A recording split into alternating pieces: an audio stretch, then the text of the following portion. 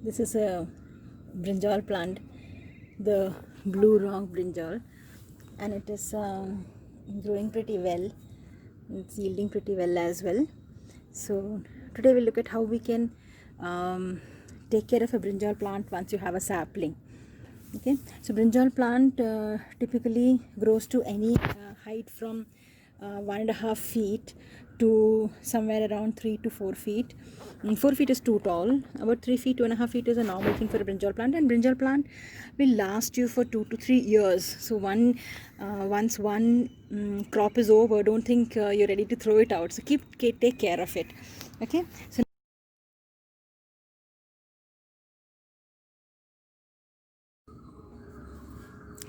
we look at how to take care of brinjal plant now. Now you can either make seeds from a brinjal that you have, a ripe brinjal you can even bring from the market, and make seeds. Towards the end of this video, I'm going to put some, I'll show you how to make seeds from a brinjal that you have. So you can either bring one from the market, a real old one, these people would have thrown it, or you can buy a sapling from a lot of places that have saplings, or you can germinate it on your own. Like, of course, this is not brinjal, I've taken the brinjal, but you can germinate it on your own. And so I'll show you how to do that in the end.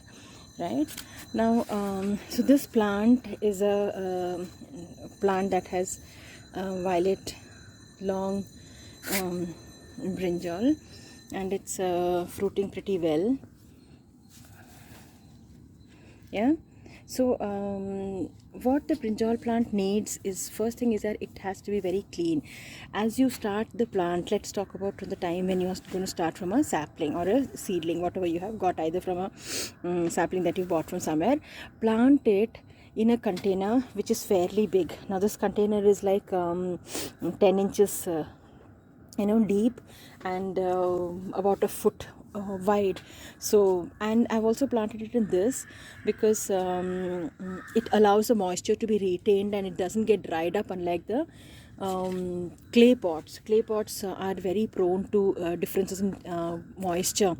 As the sun becomes very high, the outside temperature, outside the moisture of the container becomes dry, and that affects the roots. It's very important to keep the roots of a brinjal plant really clean, right?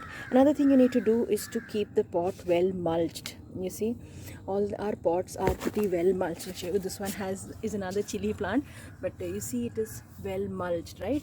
So keep the pot always well mulched. The potting mix will have, initial potting mix will have a rich source of nitrogen, because you want the plant to hold on pretty well, right? So you have a rich source of nitrogen, and so you do something like a 1:1:1 with nitrogen source, your compost, and regular soil, which will give you all the minerals.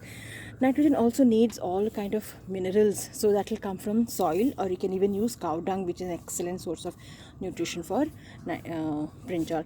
The brinjal needs a rich source of nutrient as it grows along and it starts fruiting, right? So when you take care of your brinjal plant, of course it loves buttermilk. I've spoken about buttermilk several times in several of my other posts, other videos. It loves buttermilk, so once in 15 days you can give it very dilute buttermilk. And when it starts flowering, yeah, see, it's floating pretty well. So when it starts flowering, you give it calcium, broken chips of really finely broken powdered eggshells, and you can give it banana. So how you give it banana peel is that chop your banana into small pieces and make some space here. Put your banana peel, place your banana peel and cover it back. So basically you bury banana peels. Now if you have problem of ant, it may be a good thing to dry your banana peels before you add it to the soil into the potting mix. Okay, so that is about basic care of your brinjal plant. It's a very beautiful hardy plant. Now what does a brinjal plant by itself need? Brinjal plant doesn't like to be touched by others. It likes to sit, this is another brinjal plant. It needs to have space from another. It doesn't like to touch it too much. It still wants to be with others, but not touch too much. Okay, right, so give it a space where it gets sunlight. It's a fruiting plant, so it needs sunlight. And this one, all the fruits are over now. I'm waiting for it to brinjal to form. So give it sunlight, at least 4 to 5 hours of sunlight, and the plant has to be kept really clean. So if you see some kind of a dried leaf, you should immediately remove it off.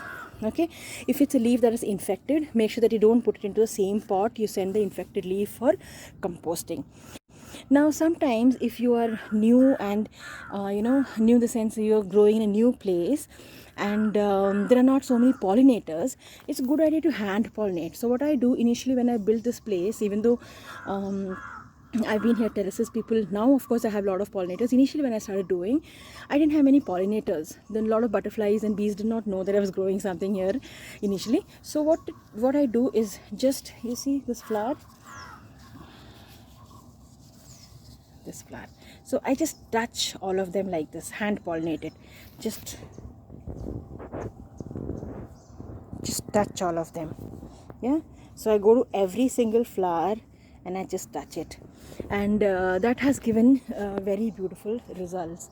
Okay, this is another brinjal plant. This is the long green brinjal we harvested, but I have a couple of tiny babies here.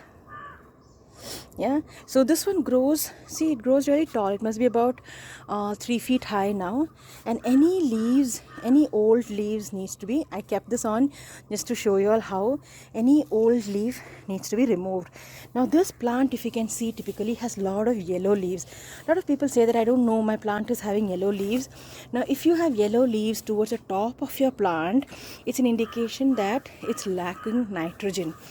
Now we used to have, before the lockdown, we used to have a coffee guy who used to give us spent coffee, but now he's not able to give us because of course it's lockdown and his shop is not there, so we are lacking nitrogen.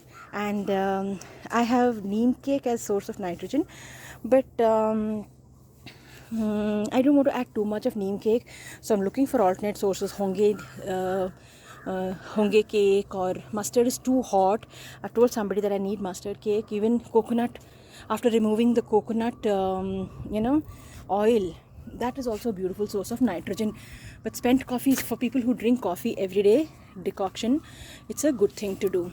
Okay, you can add the spent coffee, keep it with compost for a day or two, and then add it off. Okay, this is another of my brinjal plant. Again, this is end of so I'm removing all the old leaves, whatever is remaining, and this has new buds now. When it comes to this stage where you have new buds, you have to add, as I said earlier, powdered calcium. Okay, so brinjal plant is quite a hardy plant. Couple of these things that you have to take care of. If you have any stem that is infected, I'll show you one. Here it is.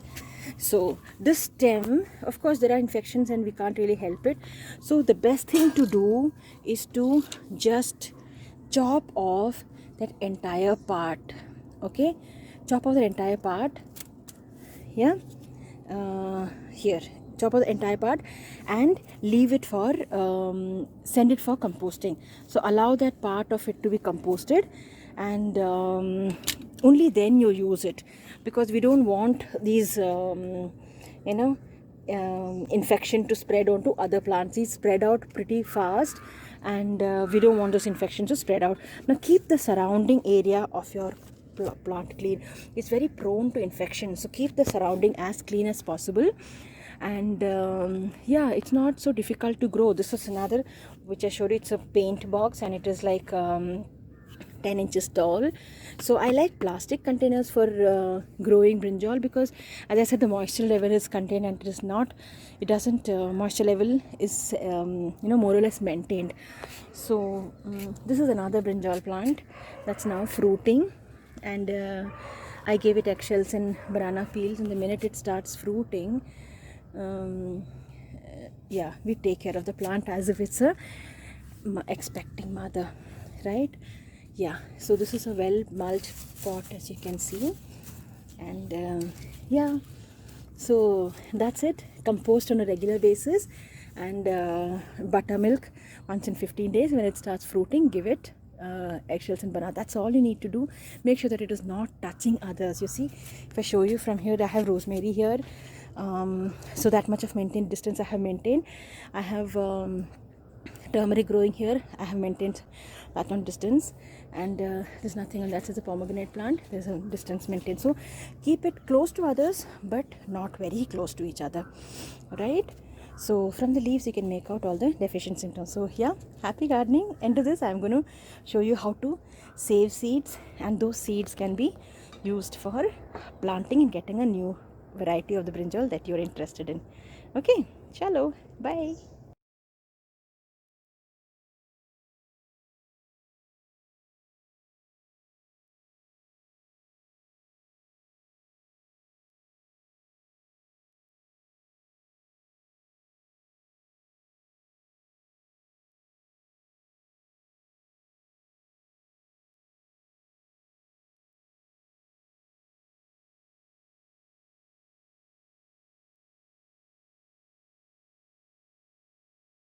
Let's look at how we can make seeds. This is brinjal which I have, long green brinjal which I have put in water. It's 3 days now, so I'm going to just mash it up. Yeah, mash it up. Yeah, so this is well mashed, and I'm going to wash it out now. So I put water into it. And I'm going to drain it out. And after I drain out, I can see there are seeds. You see, there are seeds here.